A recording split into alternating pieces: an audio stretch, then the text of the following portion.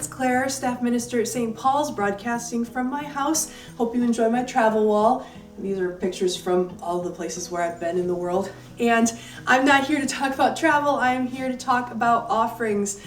Even though we are unable to get together face to face and worship and give our offerings at the designated time in the service, we still are doing as much ministry work as possible, and we can't do it without your support. So we have 3 different ways that you can still give your offerings to St. Paul's, even if you are not able to come to St. Paul's and worship in person. The first way is just to drop off your offerings. Remember, our office hours are Monday through Friday, 9 a.m. to 1 p.m. If you contact the office and let them know that you're coming, they will wait for you. The second way you can do it as of right now is mailing in your offerings, so feel free to do that. You can just put your envelope in another envelope and mail it straight to St. Paul's address, 2673 West John Beers Road in Stevensville, Michigan, 49127. And the third way is a way that not many people are aware we have had for quite a while, and that is online giving. So what I did was I actually made a video of how you can do online giving. Right now you can only do it with a checking or a savings account. And if we have other ways that we are going to open up in the future, we will make sure to let you know about those. And so without further ado, I'm going to show you the link that you can see in a lot of our posts lately and what happens when you click on it and how you can give. So take a look. We found this link on our St. Paul's YouTube channel. It is in the description below the video. You'll find it many other places, but you can see it right there. So I'm going to click on this. It's going to take me to the donation page, which you'll find here. You can see that it's divided up just like an offering envelope would be. So we've got ministry fund, missions, debt reduction, ML, and building on God's blessings. There's also a total. It's a running total, so no matter what you put in, it will add it up for you. So you can pick and choose how you want to divide your offerings. If you wanted to split it evenly between 2 or 3 or more, the total will automatically change once you type things in. So for this example, I'm going to do $50 to the ministry fund. Let's do $25 to missions, and then another $25 to ML. And why don't we add another 10 for building on God's blessings. And if I click off, you can see it's added up to 110. I can choose when I want to get this posted. So do I want to just do it once? Do I want to do it more frequently? Do I want to do it monthly? And there's a reason for that. And I'm just going to click on this with a normal click, and it brings out the explanation of why you would want to do a recurring donation. It actually does make it a lot easier if you're going to be doing it in the long run. So make sure that you read it and decide what's best for you and your family. For now, though, I'm just going to click and get rid of it. And I'm going to decide that I'm just going to do it one time for now and see where things go from here. And since Sunday is the 22nd, I'm going to have it get posted on the 22nd. And if your pay date changes, you can feel free to do that. And click continue. We'll get to that stuff on the right side, don't worry. So for the initial information, you do have some required bits of information, so make sure to fill that out. If it's in red, you gotta fill it out. And you can see we don't have a credit card slot yet. The only 2 things that you can do right now is from your checking account or from your savings account.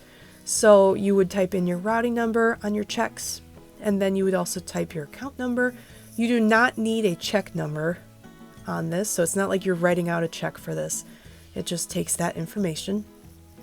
And then if you want to save this for the future, if you're going to be donating more in later days, you can make a password for that if you wanted to. And we'll talk about another way to find your account in another section. And then finally, you have to say if you're going to be a human being or if you're just a robot. So if you click on that, it tells them that you are indeed a human being. And then you would click the finish button and that would take care of it for you. But let's say that you want to make a change. You go over to the right, click on the edit feature, and it will take you back to that first page that we were on. So here it is. You can see on the right side, we have login information. So if you are somebody that's already done it, you can log in there, or you can create a profile this way. So let's click on that. You can see it wants my email address. So let's just type something in. This is my first email address ever, actually. I don't use it anymore, but we'll use it for an example. This does tell you that you are going onto a private website. And then once we've read all of that, we can click continue. And this looks very familiar, but we just fill in all the required information and make sure you put in a password. This password has some requirements like all websites do, so make sure you read that and make sure you're following. And then once that's ready, you can create your profile. Oops, shouldn't have clicked the back button. So let's go back to that main page. There we go. And once I've created my account, I can click the login right here, and it will remember who I am. And that's it. I hope that video answered a lot of your questions about online giving. I know I'm going to give it a shot this weekend and see how it works. And it's always worth a shot. If you're not good with those things or you prefer not to do that, don't worry, we still have those other two options available to you. Remember that the Ministry of St. Paul's really depends on the offerings that are given by our members and by guests even if they choose to do so. And we really appreciate all of the donations that you've already given and that you will give in the future. Our ministry right now has evolved so much you cannot even imagine. Our office staff is still taking care of the business end of things, making sure all of that is flowing smoothly. They are doing an amazing job. So make sure if you do call the office to thank them for all their hard work. Our pastors are working tirelessly to make sure that they keep that contact with members. If you need to talk to them, please make sure to give them a call and ask for assistance. If you would like private communion, that's something that they can still offer.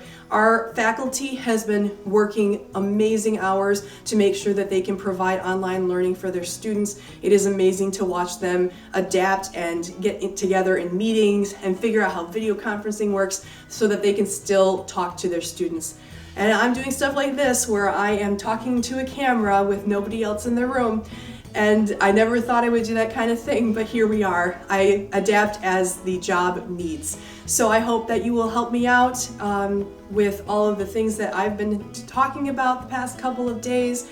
Remember, on Monday, we're going to be having a video featuring some of our faculty, and we will still continue to upload those worship services every Sunday and every Wednesday. Please stay tuned. We will have more updates as the weeks progress. God's blessings on the rest of your week.